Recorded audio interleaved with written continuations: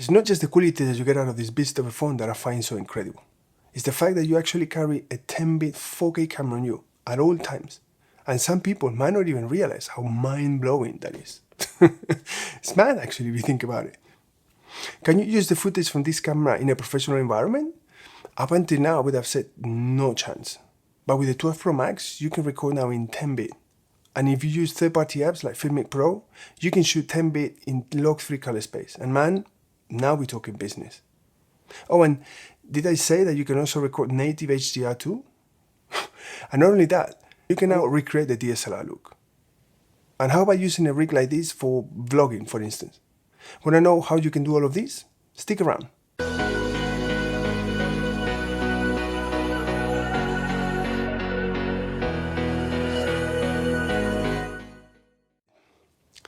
You might be wondering whether the 12 Pro Max camera, or cameras I should say, are good enough for everyday use as a content creator or as a videographer. I've been using it for a while now, and I can say that it all depends on what you really do and at what stage in your content creation career you are at.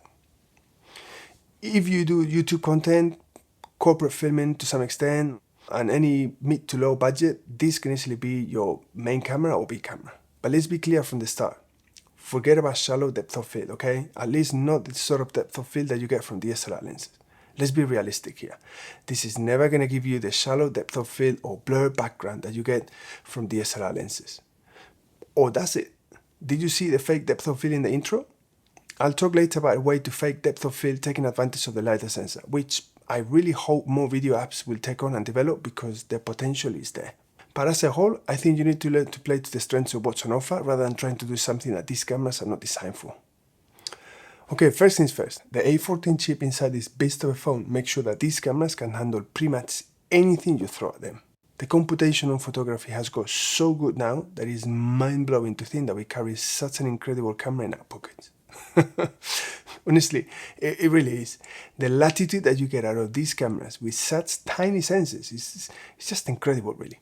And latitude is a big deal when trying to get images well exposed. I mean, look at the quality of these images in bright sunshine or bright snow. The results speak for themselves. And these conditions can be a real challenge for even a normal camera, because handling that huge contrast between darks and brights can be a real struggle for some.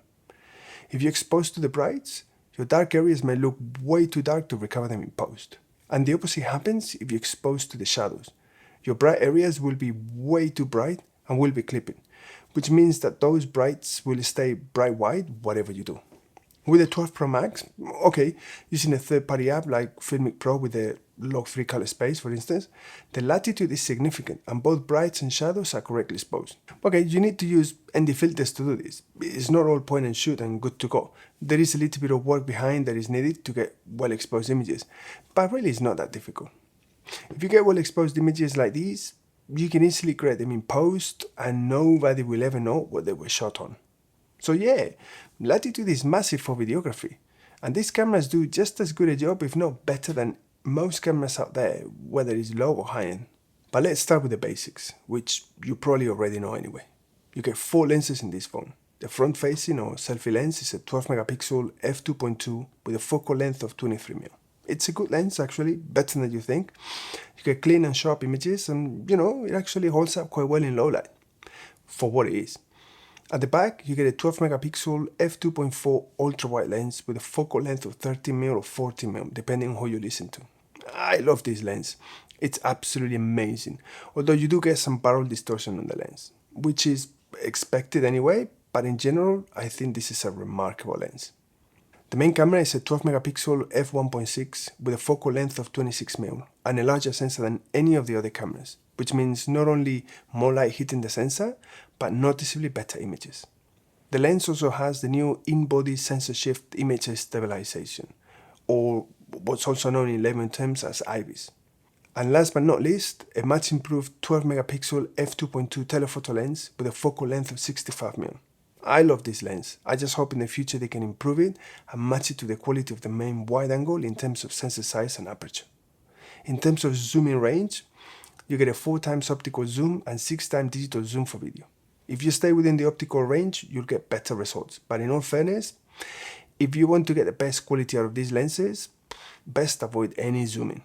But what it would be really amazing is that either Apple or someone else could give the telephoto lens a LIDAR upgrade. So it can do the portrait effect that you have in the photo app, but for video. That would be a really nice touch.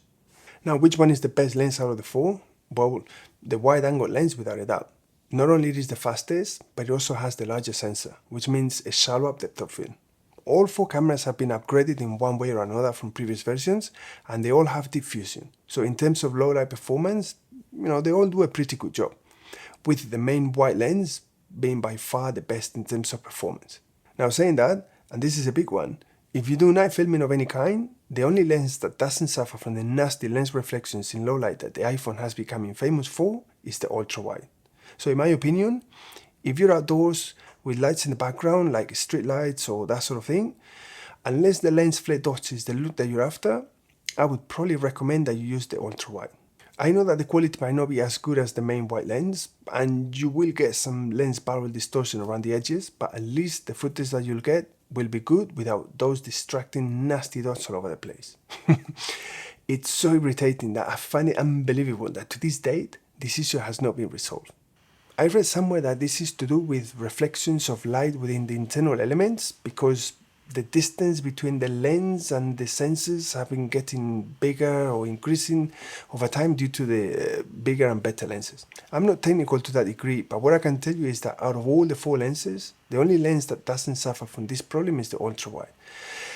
And it's a shame because the ultra-wide is not the main lens, and there is a noticeable difference in quality compared to the main lens, which is the wide lens. By far the better one of the lot, with improved sensor stabilization as well as LIDAR. Okay, so this is my view on the whole night filming or street filming or low light filming on the 12 Pro Max. The wide lens at the back is exponentially better than any of the other lenses in this phone by quite a big margin.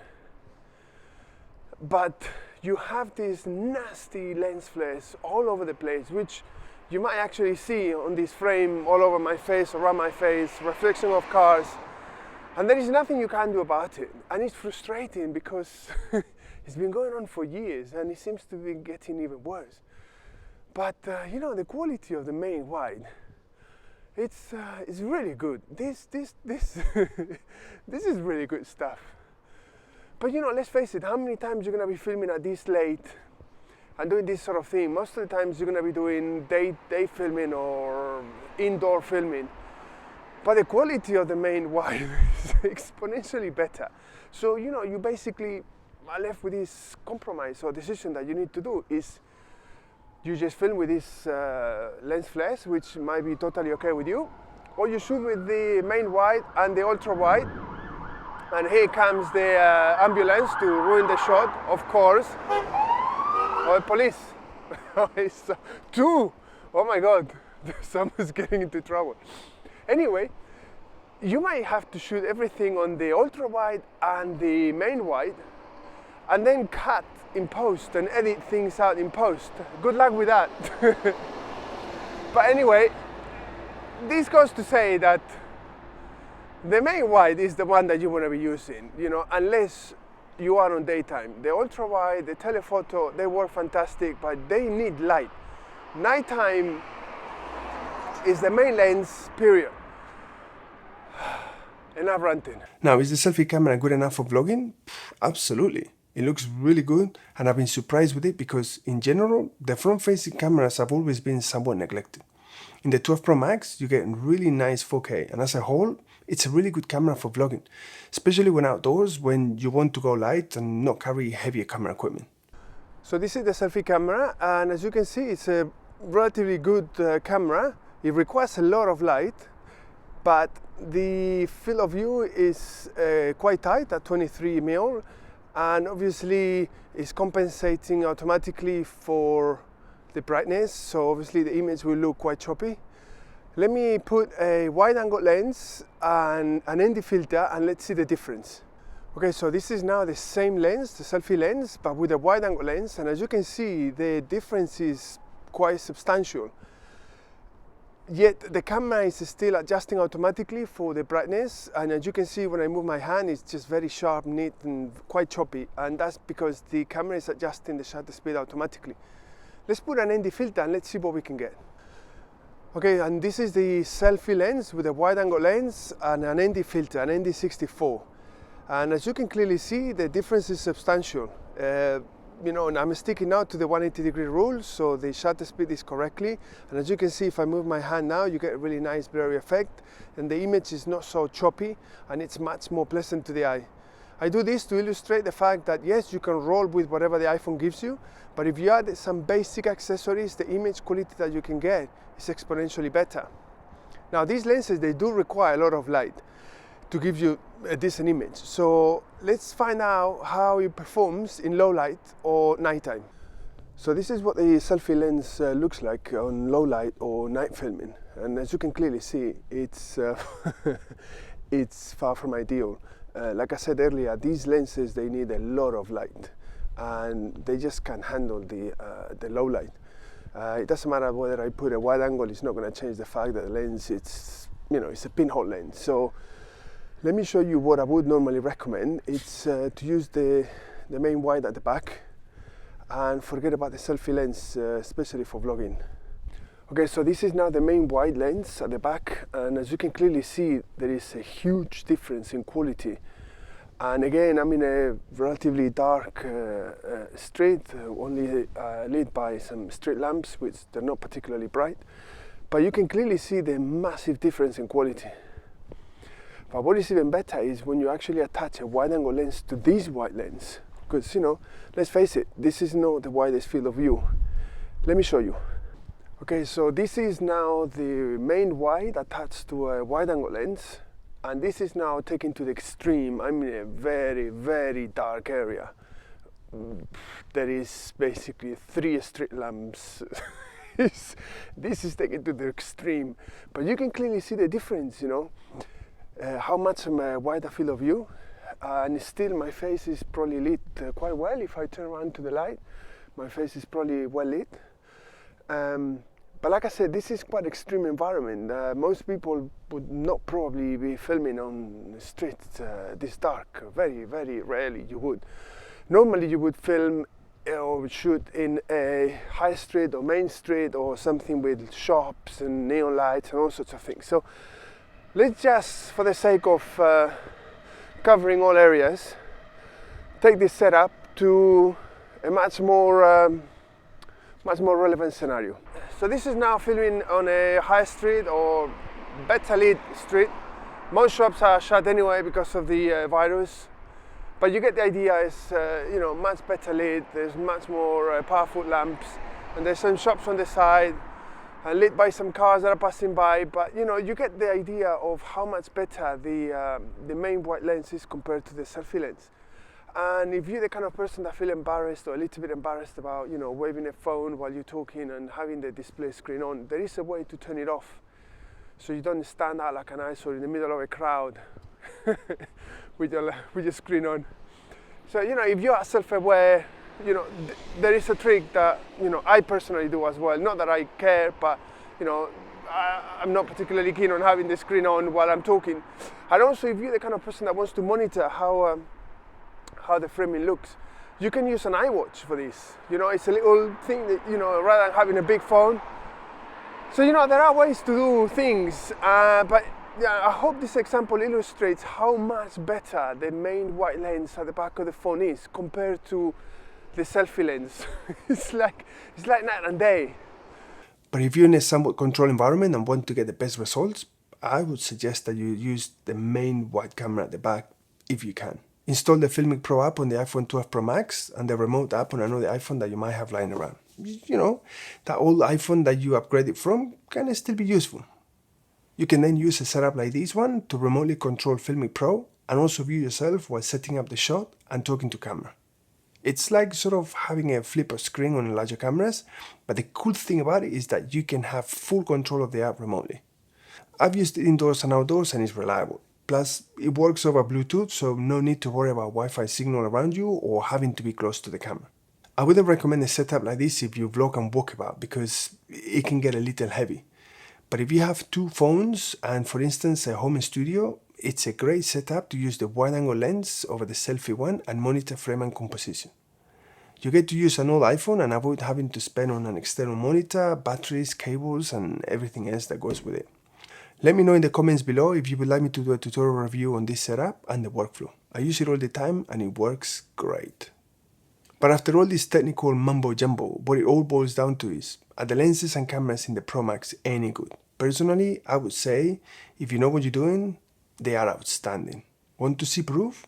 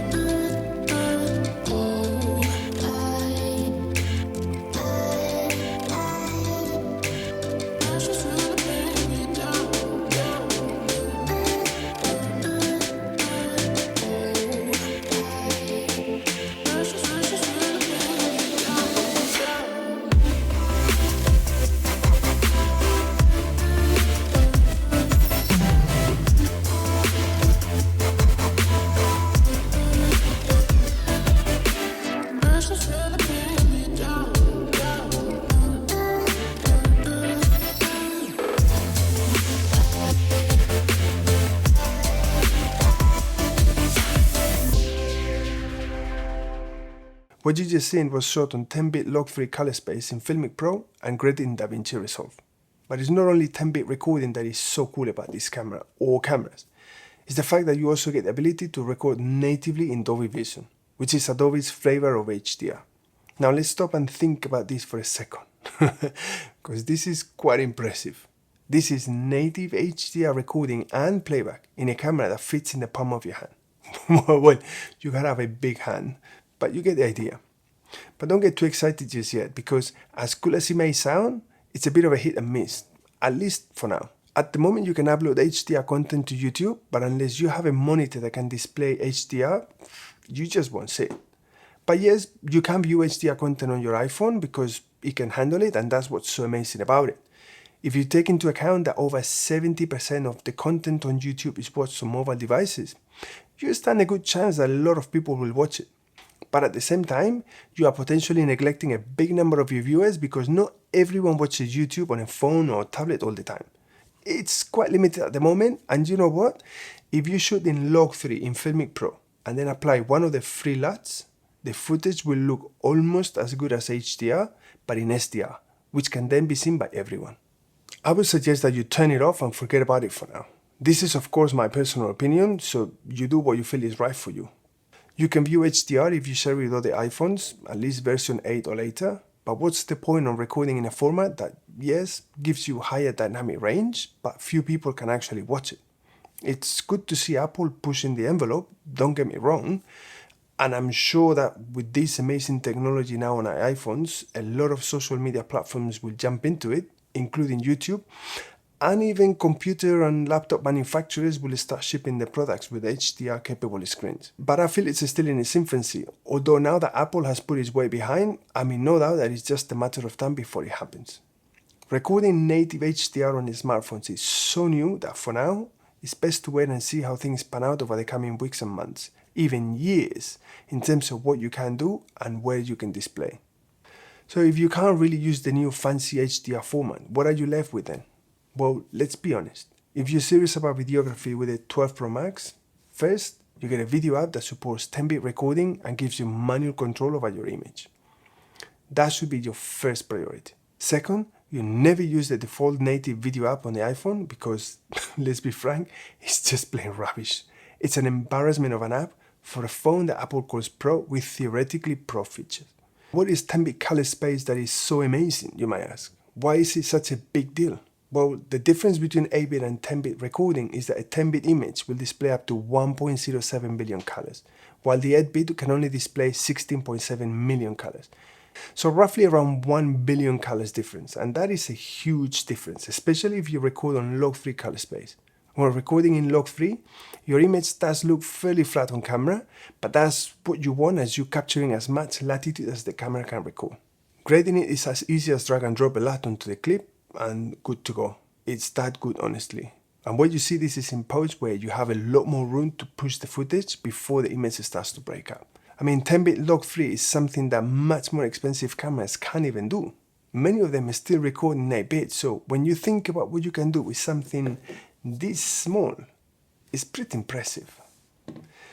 But the question after all this long-winded monologue about 10-bit is the quality really noticeable?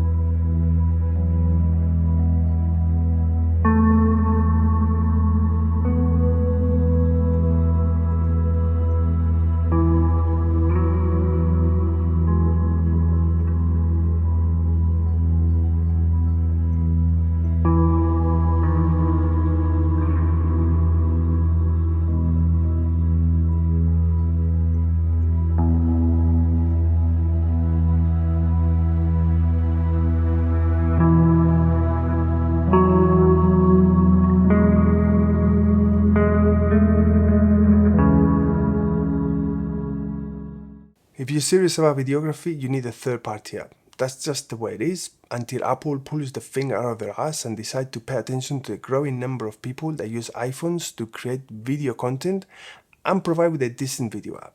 Until then, you need to use apps like Filmic Pro, Mavis Pro, Protake, or a hidden gem called Focos Live.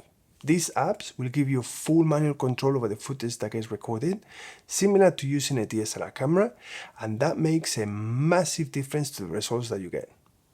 Thinking about it, there is only one instance where I reckon you may want to use the native app, and that is when you do a transition in a clip from quite bright to dark. Apple has refused so far to release the code for the apps to fully lock exposure, so in extreme transitions within a clip, using a third-party app, you might notice that the exposure is not quite locked. Whereas the native app, once you lock exposure and focus, it stays locked. Again, this is for rare occasions like looking up into the sky or tilting down or going from a well-lit area to another one that is darker. Other than that, avoid the default app at all costs. The cameras on the Pro Max are amazing, don't let anyone tell you otherwise. But the thing that makes the biggest difference by far is the person behind the camera and whether you know how to get the most out of what these cameras can do.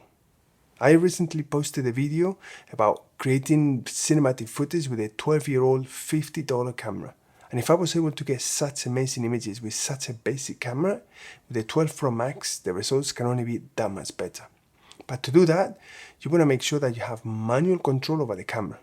I couldn't stress this enough. Third-party apps turn your phone into a professional camera, with manual control over shutter speed, ISO, focus, resolution, frame rate, and so on. In general, and not just with this camera, but with any camera, to get nice cinematic footage, there are two main elements that you need to get right. Well, there are many elements, but two are crucial: shutter speed and exposure. And to do that, you're going to need ND filters because there is absolutely no way you can control exposure in daytime filming while sticking to the 180-degree rule without using NDs. That's just the way it is. Take a look at this shot that I recorded recently. It was shot on the Pro Max using an ND16.